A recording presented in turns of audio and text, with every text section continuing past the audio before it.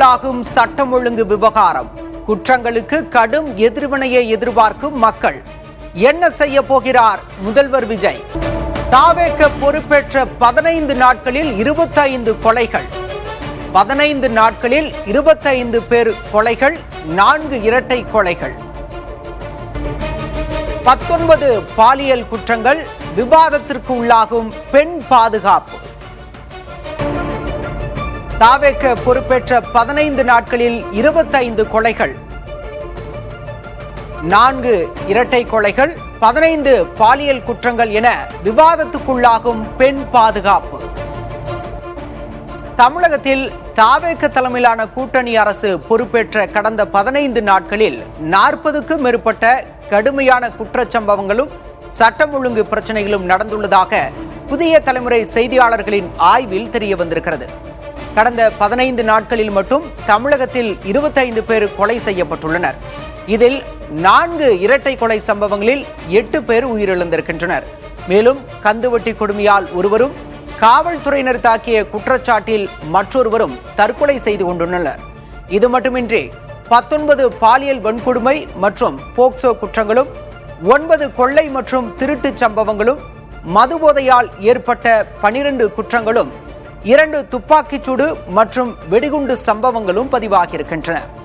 இவற்றில் கணிசமான குற்றங்கள் மதுபோதையின் தாக்கத்தாலேயே நடந்துள்ளன என்பது குறிப்பிடத்தக்கது. கடந்த வெள்ளிக்கிழமை மே 23 அன்று அதிகபட்சமாக தமிழ்நாட்டில் ஒரே நாளில் 9 குற்றச்சம்பவங்கள் பதிவாகியுள்ளன. பிராந்திய ரீதியாக பார்க்கும்போது கோவையிலும், சென்னை மற்றும் அதன் புறநகர் பகுதிகளிலும் தலா 6 குற்றச்சம்பவங்கள் பதிவாகியுள்ளன. திருவண்ணாமலை மாவட்டத்திலும் தூத்துக்குடி மாவட்டத்திலும் தலா 5 குற்றச்சம்பவங்கள் பதிவாகியுள்ளன.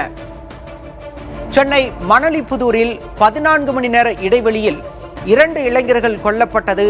கோவில்பட்டி அருகே பேருந்து நிலையத்தில் காதலியின் கண்முன்னே காதலன் வெட்டி கொல்லப்பட்டது. மதுரை மீனாட்சி அம்மன் கோவில் அருகே சிறுவன் வெட்டி கொல்லப்பட்டது. கோவையில் 10 வயது சிறுமி பாலியல் வன்கொடுமை செய்யப்பட்டு படுகொலை செய்யப்பட்டது. இந்த சம்பவங்கள் எல்லாம் மாநிலம் தழுவிய அதிர்வுகளை ஏற்படுத்தி இருக்கின்றன. மேலும் திருச்சி அரசு மருத்துவமனையில் அறுவை சிகிச்சையின் போது செவிலியர் மாணவி உயிரிழந்ததை தொடர்ந்து தாவேக ஆட்சியிலும் எவ்வித மாற்றமும் இல்லை என கூறி சக மாணவிகள் மறியல் போராட்டத்தில் ஈடுபட்டது பெரும் பேசுபொருளானது. முந்தைய திமுக ஆட்சி மீதான அதிருப்திக்கு சட்டம் ஒழுங்கு விவகாரத்தில் முதல்வர் ஸ்டாலின் காட்டிய அலட்சியமும் முக்கிய காரணங்களில் ஒன்றாக பேசப்பட்டது. இந்த விமர்சனத்தை முதன்மை பிரச்சாரமாக முன்வைத்தே தாவேக ஆட்சிக்கு வந்தது.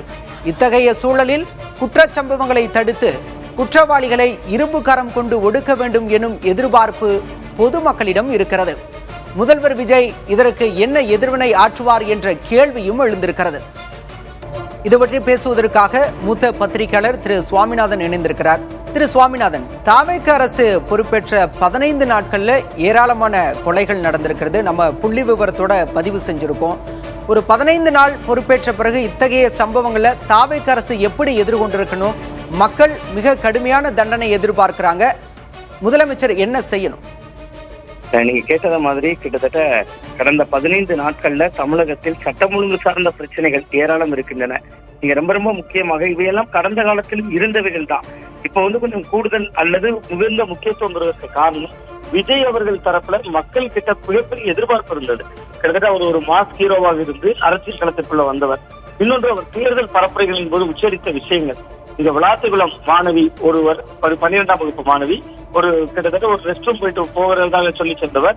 அவர் அதற்கு பின்பு என்ன ஆனது என்பதை அவர் கேட்ட விதம், இதெல்லாம் மக்கள் மன்றத்துல விஜய் அவர்கள் வந்தா இதெல்லாம் உடனடியாக தடுக்கப்பட்டு விடும், அவர் சினிமாவை போல அதிரடி ஆக்ஷன்ல இறங்குவார் என்பதாகத்தான் மக்கள் எதிர்பார்த்தாங்க. அதனுடைய முடிவுதான் 108 தொகுதிகள் கிட்டத்தட்ட தமிழக வெற்றி கழகம் வெற்றி பெறுகின்ற ஒரு இடம் ஏற்பட்டது. அப்ப இதனால மக்கள் மத்தியில ஒரு பெரிய எதிர்பார்ப்பு இயல்பாக இருந்து விட்டது. நீங்க திமுக அதிமுகவுக்கு இருந்த எதிர்பார்ப்பை விட மக்கள் மன்றத்துல விஜய் அவர்கள் வந்தால் சட்டம் ஒழுங்கு சார்ந்த பிரச்சனைகள் முற்றிலுமா தீர்க்கப்படும் அப்படிங்கிற நம்பிக்கை பெரிய அளவில் இருந்தது. அதற்கு 2 காரணங்கள். ஒன்று, விஜய் அவர்களுடைய தொடர்ச்சியான பரப்புரை பயணங்கள்.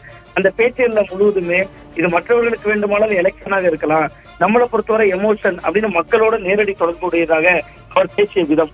இன்னொன்று, அவர் தொடர்ச்சியாக உச்சரித்த வார்த்தைகள், அண்ணன்கள், தம்பிகள், தங்கைகள் அப்படின்னு குடும்பத்தில் ஒருவராக ஒவ்வொரு வீட்டிலும் விஜய் என்பது போன்ற வாசகங்கள், இது எல்லாமே மக்கள்கிட்ட நம்ம வீட்டிலிருந்து ஒரு முதல்வராகிவிட்டார், இது நம்முடைய பிரச்சனைகள் எல்லாம் தீர்ந்து விடும், சட்டம் ஒழுங்கு சார்ந்த பிரச்சனைகள் தீர்ந்து விடும் என்பது ஒரு அபரிமிதமான நம்பிக்கையாக அது உருப்பெற்று விட்டது.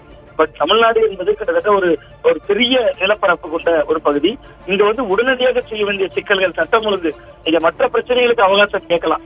நீங்க கிட்டத்தட்ட மற்ற துறைகள்ல கொடுத்த வாக்குறுதிகள்ல மகளிர் கொடுக்கிற 2500 மற்ற விஷயங்களுக்கோ தாய்மாமன் சீருக்கோ அவகாசம் எடுத்துக் கொள்ளலாம். ஆனா நீங்க சட்டம் ஒழுங்கு சார்ந்த பிரச்சனைகள் என்பது ஒரு ஆக்சிஜன் மாதிரி அடுத்த நொடியிலிருந்து அது செயல்படணும். அப்ப அந்த இடத்தில் நீங்க கேட்டதை போல கிட்டத்தட்ட முதல்வர் அவர்கள் இன்னும் தீவிரமாக கவனம் செலுத்தணும்.